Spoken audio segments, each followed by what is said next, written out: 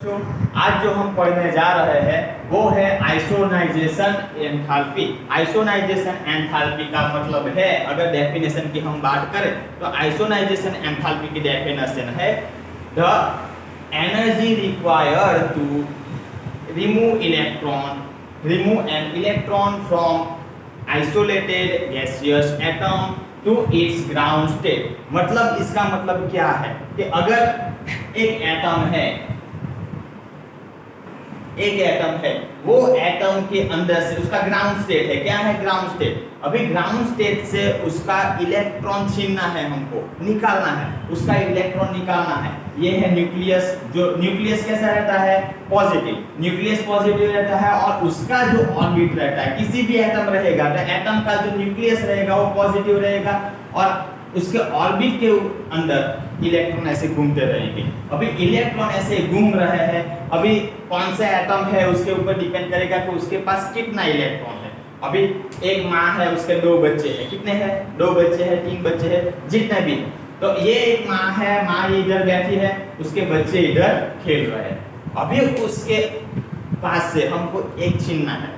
अभी छीनना है, माँ दोनों को देख रही है, पकड़ के बैठी है ना, दोनों को पकड़ के बैठी है। अभी उनके पास से शेर आ रहा है और शेर को एक बच्चा छीनना है। अगर हम जंगल डिस्कवरी चैनल की बात करें तो शेर क्या करता है?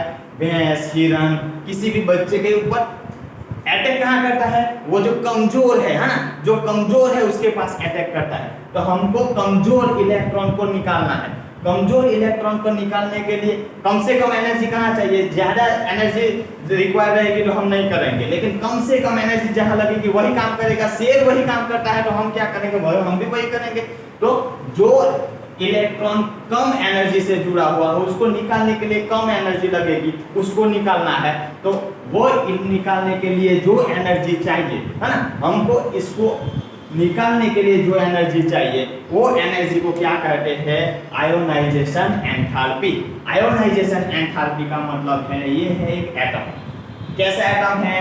गैसियस एटम है ना, आइसोलेटेड गैसियस एटम है। अब उनमें से हमको एक इलेक्ट्रॉन निकाल देना है। तो इलेक्ट्रॉन निकालना है तो वो क्या बन जाएगा?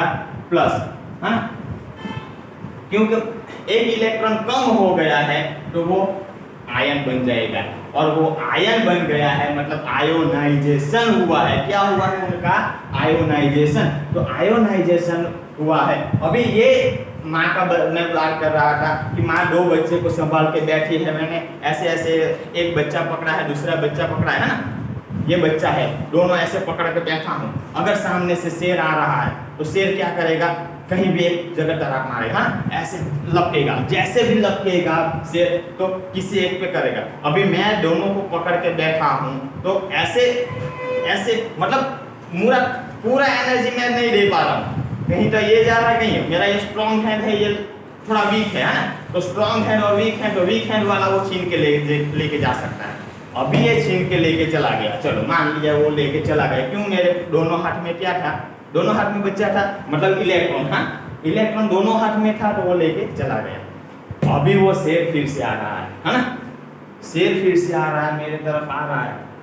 अभी मैं कैसे बैठा हूँ? कैसे बैठा हूँ?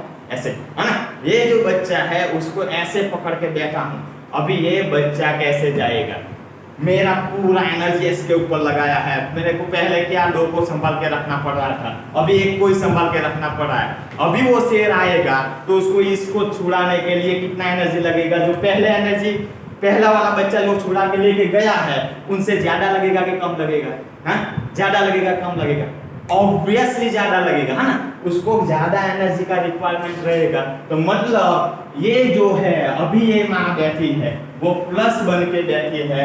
उनमें से अगर एक और इलेक्ट्रॉन निकालना है, मतलब +2 बनाना है और एक और इलेक्ट्रॉन निकालना है, तो इनके लिए एनर्जी का रिक्वायरमेंट कैसा रहेगा? ज्यादा। अभी वो ज्यादा। अभी ये क्या है? फर्स्ट आयोनाइजेशन और सेकंड आयोनाइजेशन। ये है फर्स्ट, है ना। जैसे एक इलेक्ट्रॉन निकालने के लिए जितना जो रिक्वायरमेंट एनर्जी था तो उसको फर्स्ट आयोनाइजेशन एंथैल्पी कहेंगे, और दूसरा निकालने के लिए जो लगा है एनर्जी उसको हम बोलेंगे सेकंड आयोनाइजेशन एंथैल्पी।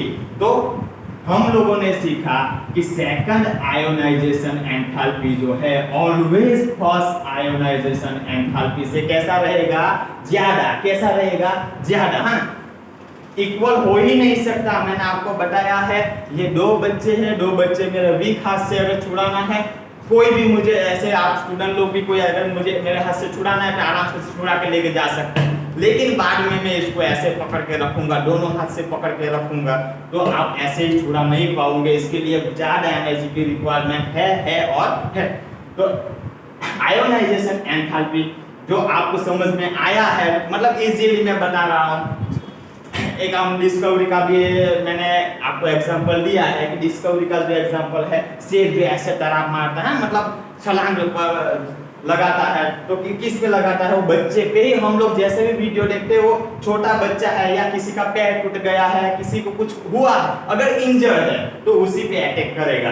वो जो भाग रहा है, हाँ, ज्यादा एनर्जी वाला है, उसके सामने कभी नहीं जाएगा। अगर बड़ी भैंस के पास चला जाएगा ना, तो क्या होगा, ऐसे ऐसे करके आएगी कि नहीं आएगी, शेर को भी उछाल के फेंकेगी। तो ये बात है, मतलब कम जिसकी एनर्जी कम है उसको अलग करेगा। तो फर्स्ट आयोनाइजेशन में इनमें से जो भी इलेक्ट्रॉन कम एनर्जी से जुड़ा रहेगा उसको निकालेगा।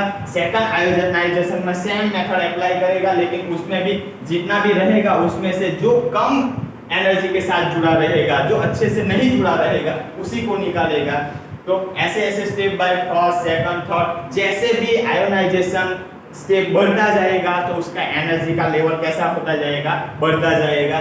मतलब पहले निकालने में जो इजी रहा है, सेकंड निकालने में इतना इजी नहीं रहेगा, थर्ड इतना इजी नहीं रहेगा, चौथा इससे भी हार्ड होता जाएगा। हम लोग गेम जैसे खेलते हैं ना, वैसे ही कि फर्स्ट लेवल है तो कैसा रहेगा, अरे आराम से खत्म, दूसरा लेवल थोड़ा टफ, तीसरा थोड़ा टफ, मतलब चौथा टफ होता जाएगा कि नहीं होता जाएगा, वही है आयोनाइजेशन।